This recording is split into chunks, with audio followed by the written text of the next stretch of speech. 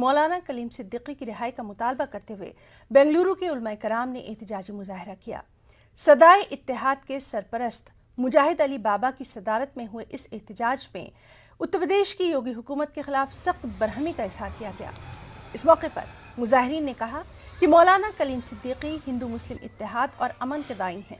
مولانا پر جبراً تبدیلی مذہب کا الزام بے بنیاد ہے۔ صرف سیاسی فائدہ حاصل کرنے کے لیے یوگی حکومت انتخابات سے پہلے علماء کرام کو اس طرح نشانہ بنا رہی ہے۔ اس موقع پر کرناٹک کی بی جے پی حکومت کی جانب سے تبدیلی مذہب پر روک لگانے کے مجوزہ قانون پر بھی تشویش کا اظہار کیا گیا۔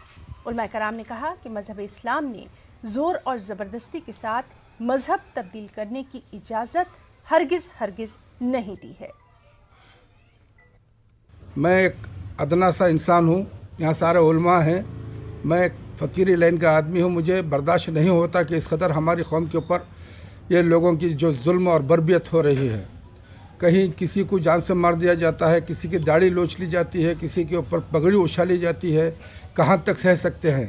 وہ سمجھ میں آنے والے نہیں ہیں، سارے الزامات بے بنیاد ہیں، اور حضرت مولانا کلیم صدیقی صاحب امن کے داعی ہیں۔ انہوں نے ہندو مسلمانوں کے درمیان بھائی چارے کا کام کیا ہے، اور انہوں نے ہمیشہ سے ہندو مسلمانوں کے درمیان میں گنگا جمنی تہذیب کو مد نظر رکھتے ہوئے کام کیا ہے۔ انہوں نے کبھی کسی پر زبردستی اسلام کو قبول نہیں کروایا ہے۔ یہ سب بے بنیاد الزامات ہیں۔ اور خود جو ان کے علاقے کے لوگ ہیں، ان کے گاؤں کے لوگ ہیں، ان کے دوست و احباب ہیں غیر مسلم، وہ خود ان کی سچائی کی گواہی دے رہے ہیں، اور وہ کہہ رہے ہیں کہ آج تک انہوں نے ہمیں کسی طرح کا کوئی لالچ نہیں دیا ہے، پیسے نہیں دیے ہیں، ہمیں بہکایا نہیں ہے، پھسلایا نہیں ہے، اور ہمیں یہ تک نہیں کہا کہ تم اسلام قبول کر لو۔ تو ظاہر ہے اس سے معلوم ہوتا ہے کہ ان پر جو بھی الزام ہے وہ سب بے بنیاد ہیں۔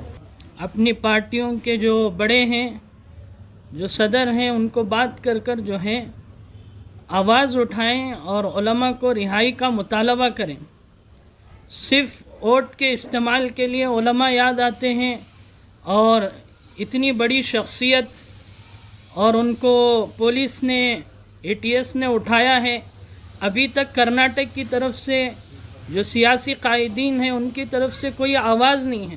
نے بتایا کرناٹک کے جو گورنمنٹ کے سلسلے میں کہ تبدیلی مذہب کے سلسلے میں جو قانون لایا جا رہا ہے، میں یہ کہتا ہوں کہ اس سے پہلے ہمارا اسلام کا قانون ہے کہ زبردستی لا اکراہ فی الدین، دین میں کوئی زبردستی نہیں۔ اسلام میں جو سب سے اہم ترین چیز ہے وہ ایمان ہے، وہ دل میں ہوتا ہے۔ جس کا دل مانے گا بخوشی قبول کرے۔